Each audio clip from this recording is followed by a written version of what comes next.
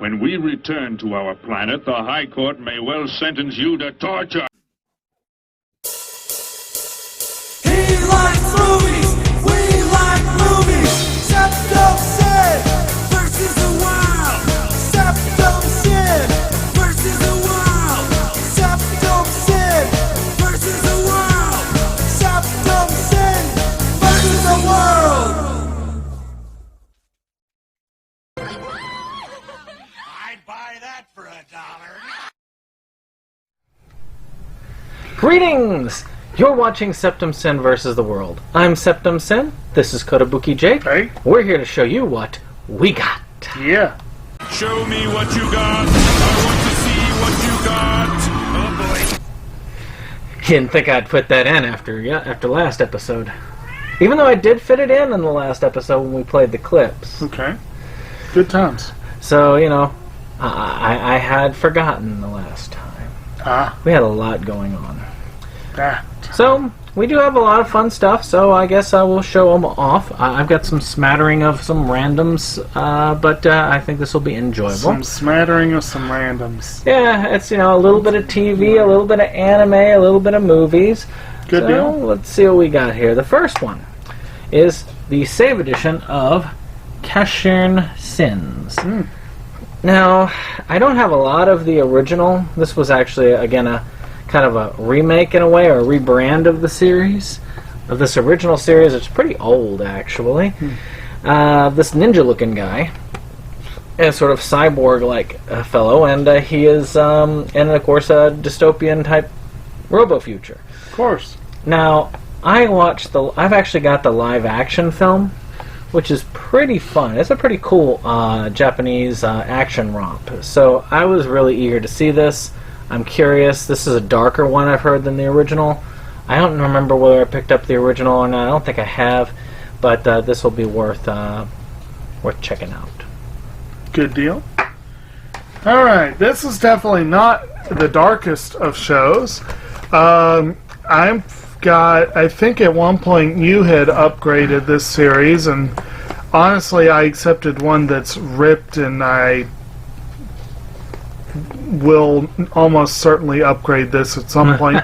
But for right now, I can say I have, I believe, completed Futurama with seasons, or volumes, 6, 7, and 8. You can see 7's pretty torn up top. I hate those these paper are copies. Yeah, these are not built to last. They are not. See if I can show you what. Actually, not no, extraordinary. Yeah, I got one, the Canadian release, which actually had a plastic release, which was good. But they like these. It's better for the environment, but God, they don't hold very well. No, they don't. Which in the long run is probably not quite as good. Make it sturdy and make it to last, you know. But this is a fun show. I'm sure I don't need to tell people on this channel about Futurama.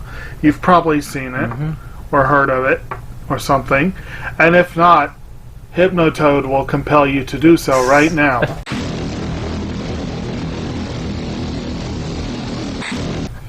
But anyway, so, it's good times. Well, my next one is also completes a series, but it may end up getting revived.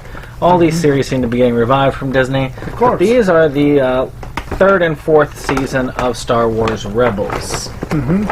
So I'll show these off here. This is, I have yet to see a single episode of this. I'm trying to collect most things Star Wars, but Disney is trying to oversaturate that market, so it makes it a little bit difficult for me to do that.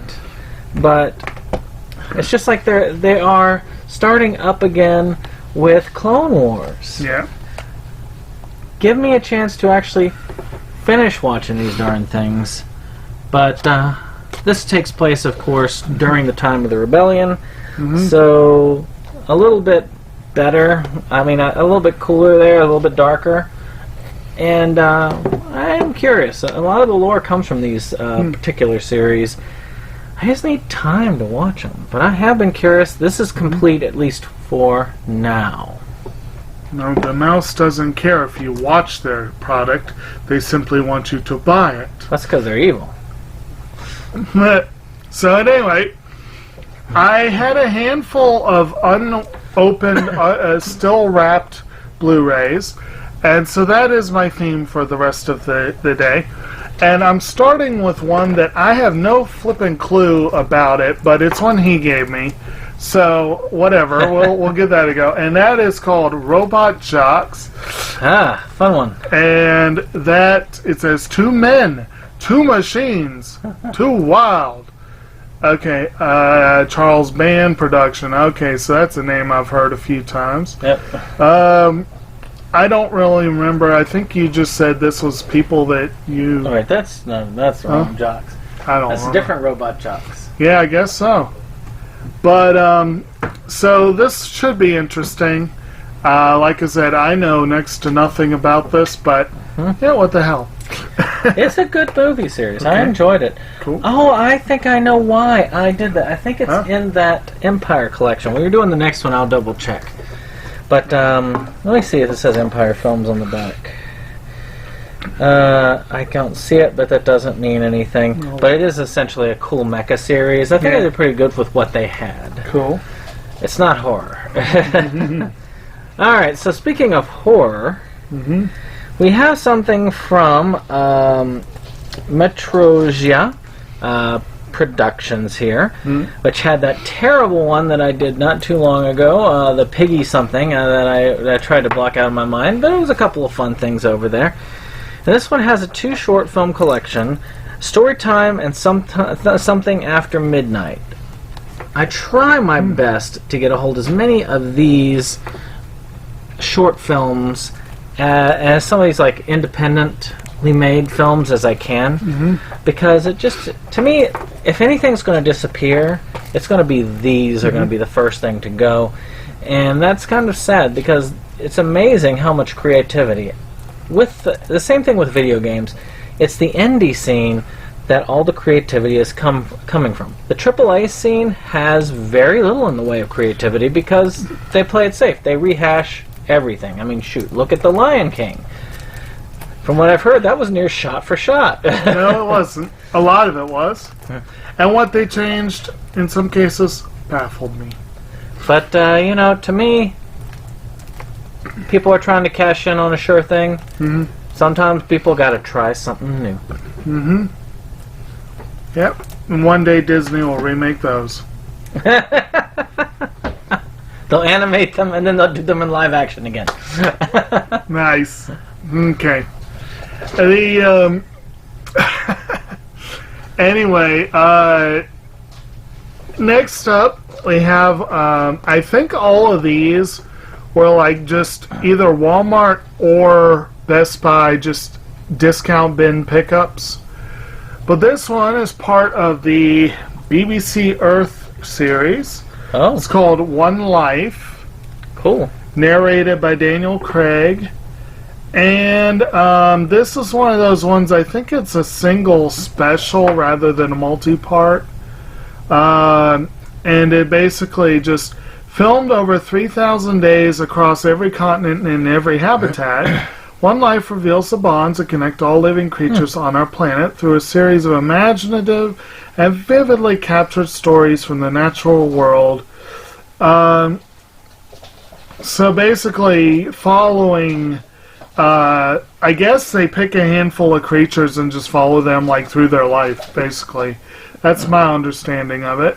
But, so I've seen this basic concept, I think, done before. Like Samurai Pizza Cats. Well, exactly. Well, I was thinking of the actually the Disney nature one, Born in China, which I saw last year.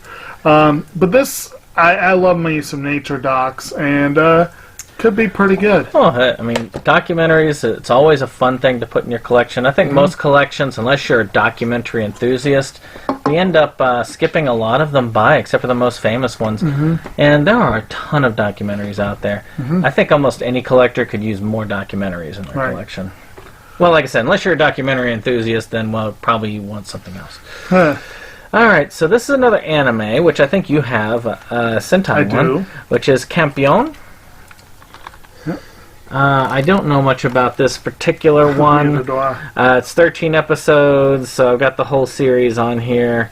Some people suddenly find religion, but 16-year-old Kusanagi Godo. It's that really old-time religion that's found him. As a result of defeating the god of war in Mortal Kombat, Godo's stuck with the unwanted position of Campion, or Godslayer, whose duty is to fight heretical gods whenever they try to muscle in on the local turf. All right, well, that sounds interesting. It does. And, it looks good. I like the artwork. I mean, you can see it better, I guess, from that. There you go. It's probably good artwork. I'm curious about it. Good deal. Like I am with many of the series, I guess. Right. Now, the next one I have is one that was actually pretty well acclaimed when it came out. A lot of people were talking Oscar with this one, but it ended up not getting any Oscar nods, I think. It may have had a sound nod or something. I don't remember. But this is the Ron Howard film Rush, which features Chris Hemsworth, and also featured Daniel Bruhl, Olivia Wilde, Pier Francesco Favino, etc., etc. Written by Peter Morgan, produced by Peter Morgan and Eric Fellner, Brian Grazer, Ron Howard, all those people, That's a pretty darn good pedigree there. Right. Hans Zimmer doing the music. I'm surprised Oscar didn't Give that sound. I know. Like I said, it may have gotten some sound nods. I remember, though, this got a ton of praise. It says Ron Howard's best film ever. A lot of people were saying that. So is it about like a Rush Limbaugh? No, or it's the about a band race car Rush? driver. Oh, so a different type of Rush. Yeah. It's about Formula One racing. During the sexy and glamorous golden age of Formula One racing, two drivers emerged as the best. Gifted English playboy James Hunt, played by Hemsworth, and his methodical, brilliant Austrian opponent Niki Lauda, played by Bruhl. So, I'm a pretty big fan of Daniel Bruhl. I think he's an underrated actor. Hemsworth is usually a lot of fun. And I did see In the Heart of the Sea, which paired him with Ron Howard, and that was a good movie. That was an underrated movie. So, I'm looking forward to seeing this. I couldn't believe I found it as cheap as I did. I think it was like $4 or something. So, it's good times. Well, my last one is a continuation of a series that may never end, but that is South Park, the 21st season. Oh, wow. Which introduces Cartman's girlfriend. That's a disturbing image. It is it's a disturbing season, but I think that's the same thing for most South Parks. I think it's the one it's the one that has North Korea on it, where they keep offending them, and Tweak's like, don't offend North Korea, and they're like, no, let's offend them. So, it's interesting, and this is also during the time where Mr. Garrison is president of the United States, because they had a Hillary versus Trump situation where Hillary was going against Mr. Garrison, and they had to rewrite it because they thought for sure that Hillary was going to win, like most people. Right. And so they had to last minute rewrite the episode to have Garrison as the winner. So, oh, God. It is interesting. So, sadly, that might have been an improvement. So with that being said, it's kind of fun to have. Right. I enjoy South Park. Right. Okay. Okay. All right. And I guess they might have felt like they could get away with anything with North Korea after. I mean, they already did Team America, and it was like, how much worse could you really go? But anyway. Last one I have is one that I have been very curious about. It looks like fun. And this is a film that re-teams Simon Pegg and Nick Frost and Edgar Wright. Oh. Basically the team behind Shaun of the Dead and Hot Fuzz. And they're doing a film called The World's End. Oh, yes. So basically...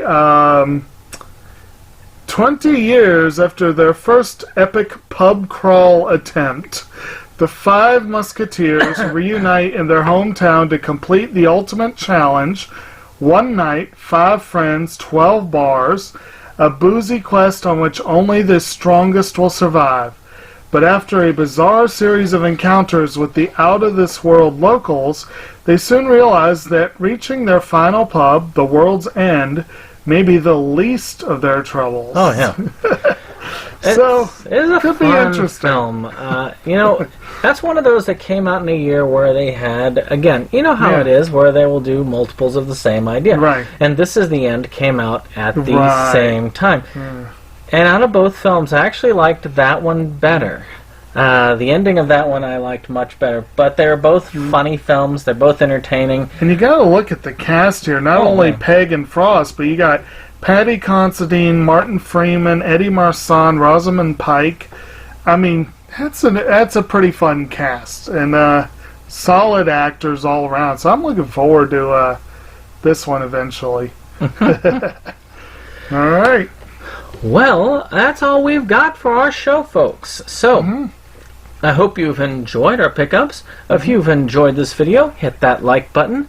Of course, subscribe to our channel. We are in the 130s now, late 130s. So we're moving close to that 150 mark, which is kind of cool.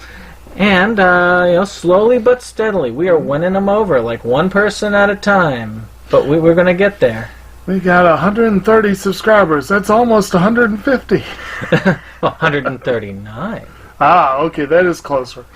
So again, we are doing it. So of course, share if you can. We've got a Facebook page, Septum Sin versus the World. If you can, take a liking to that one. I do not only share these videos, but I also like to share some other videos that I see, some other cool stuff about physical media.